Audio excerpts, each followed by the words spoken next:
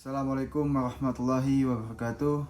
Pada kesempatan kali ini saya Syarifuddin dari Universitas Jambi Fakultas Hukum semester 3 akan menjelaskan penegakan hukum pidana yang berkaitan dengan sosiologi hukum. Langsung saja ke slide berikut. Oke, langsung saja.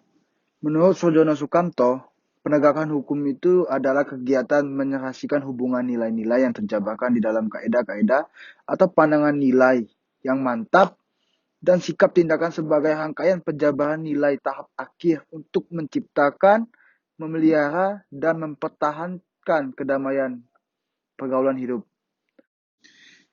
Menurut Sujono Sukamto, proses penegakan hukum selalu melibatkan sejumlah unsur atau faktor yang saling terkait, yakni A. Faktor hukumnya sendiri, B. Faktor penegakan hukum, C. Faktor sarana atau fasilitas yang mendukung penegakan hukum, D. Faktor masyarakat, dan E. Faktor kebudayaan. Kelima faktor tersebut saling berkaitan dengan eratnya, oleh karena merupakan esensi dari penegakan hukum, juga merupakan tolak ukur daripada efektivitas penegakan hukum. Penegakan hukum sendiri harus diartikan dalam kerangka tiga konsep, yakni konsep penegakan hukum yang bersifat total, yang menurut agar semua nilai ada di belakang norma hukum tersebut, ditegaskan tanpa terkecuali. Yang bersifat penuh, yang menyadari bahwa konsep total perlu dibatasi dengan hukum acara dan sebagainya demi perlindungan kepentingan individual dan konsep penegakan hukum.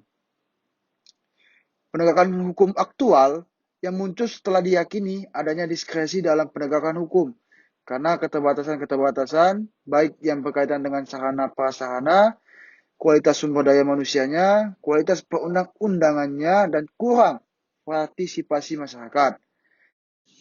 Lalu bagaimana sih penegakan hukum yang ideal? Yang ideal itu, penegakan hukum yang ideal itu harus disertai dengan kesadaran bahwa penegakan hukum merupakan subsistem sosial, sehingga pengaruh lingkungan cukup berarti, seperti pengaruh perkembangan politik, sosial, ekonomi, pertahanan, dan keamanan, baik ilmu pengetahuan dan teknologi, pendidikan, dan sebagainya. Hanya komitmen terhadap prinsip-prinsip negara hukum sebagaimana tersurat dan tersirat dalam Undang-Undang Dasar Negara Republik Indonesia tahun 1945, sebagaimana azas-azas hukum yang berlaku di lingkungan bangsa yang beradab lah yang dapat menghindarkan diri para penegak hukum dari praktik negatif akibat pengaruh lingkungan yang sangat kompleks tersebut. Yang artinya, dengan kita menanamkan azas-azas hukum yang berlaku di Indonesia, para penegak hukum pasti akan terhindar dari praktik-praktik negatif yang akan berpengaruh terhadap lingkungan dan pengaruhnya cukup berakibat fatal terhadap masyarakat, baik negara maupun bangsa ini sendiri akan mengalami kehancuran apabila penegakan hukumnya maupun penegak hukumnya melakukan praktik-praktik negatif. Bagaimana penegakan hukum pidana? Berkaitan dengan penegakan hukum dalam sistem peradilan pidana tersebut, Undang-Undang Nomor 8 Tahun 1981 tentang Kitab Undang-Undang Hukum Acara Pidana yang terdiri dari 22 bab yang meliputi 268 pasal, sebagian besar mengatur tentang kewenangan dari lembaga penegakan hukum dalam peradilan pidana. Lalu, keterpaduan gerak sistematik subsistem peradilan pidana ini dalam proses penegakan hukumnya tentunya sangat diharapkan di dalam pelaksanaannya.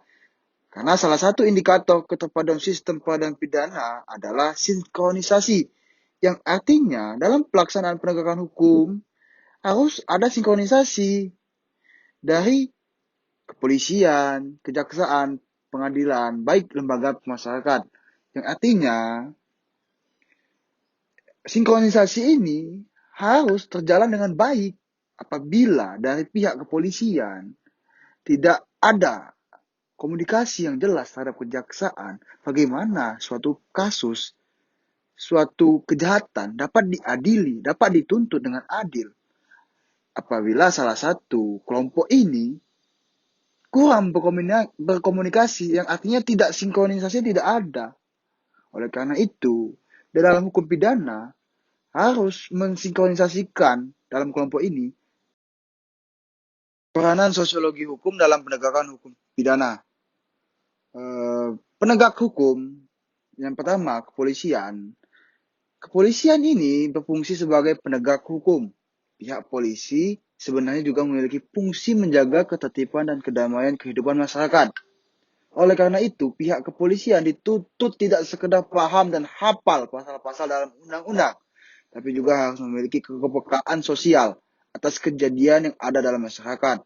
Oleh karena itu, peran sosiologi hukum sangat penting agar pihak kepolisian dapat melihat dan membedakan kejahatan sesungguhnya itu seperti apa, dan moral kepolisian juga dapat menghargai pendapat masyarakat. Lalu penegak hukum yang kedua, jaksa. Dalam sistem peradilan, peranan jaksa sangat sentral karena kejaksaan merupakan lembaga yang menentukan apakah seorang harus diperiksa oleh pengadilan atau tidak. Jaksa pula yang menentukan apakah seorang tersangka akan dijatuhi hukuman atau tidak melalui surat dakwaan dan tuntutan yang dibuat. Sedemikian penting posisi jaksa bagi proses penegakan hukum di Indonesia, sehingga lembaga ini harus diisi oleh orang-orang yang profesional dan memiliki integritas yang tinggi. Oleh karena itu, moral jaksa ini harus dibangun agar tidak terjadi penyalahgunaan wewenang seperti halnya jual beli perkara, suap menyuap. Artinya, jaksa tidak boleh memiliki ego tinggi. Jaksa harus memiliki sikap netral, sebagaimana simbol hukum, mata tertutup, dan memegang timbangan. Yang artinya, jaksa tidak boleh melihat siapa yang akan dihukum, baik itu pejabat maupun saudara maupun keluarga kita sendiri. Lalu penegak hukum yang ketiga, yaitu hakim. Di Indonesia, putusan atau vonis diserahkan sepenuhnya kepada hakim, dan hakim memutuskan berdasarkan keyakinannya dan ketetapan undang-undang yang berlaku. Apapun yang dituntut oleh jaksa dan pembelaan terdakwa dalam suatu persidangan, semuanya tergantung dari putusan hakim. Apabila berhubungan dengan keyakinan hakim, maka hal ini menyentuh wilayah psikologis, bukan lagi hukum. Kondisi psikologis hakim sangat mempengaruhi dan menentukan kualitas hasil putusan hakim.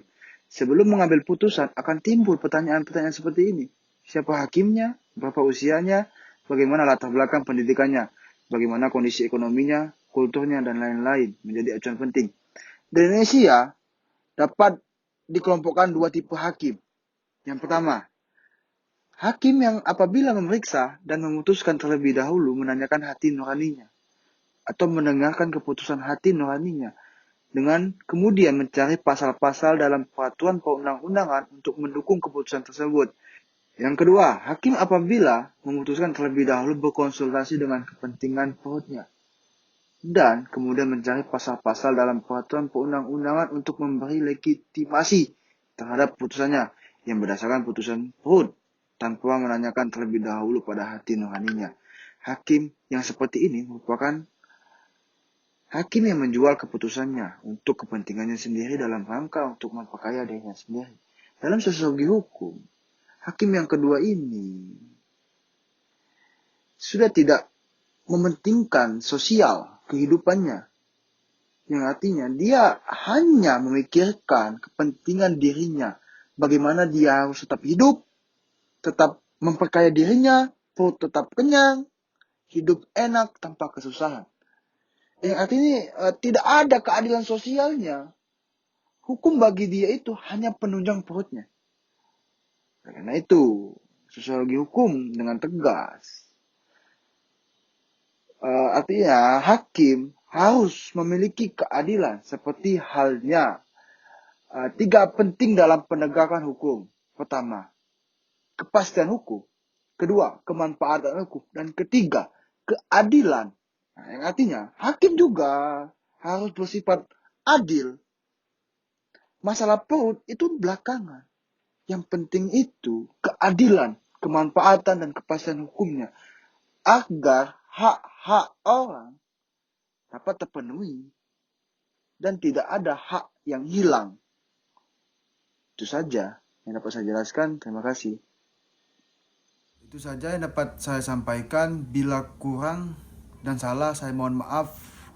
Yang hebat hanya Tuhan dan saya hanya memiliki kekurangan. Bila taufiq wal hidayah. Wassalamualaikum warahmatullahi wabarakatuh.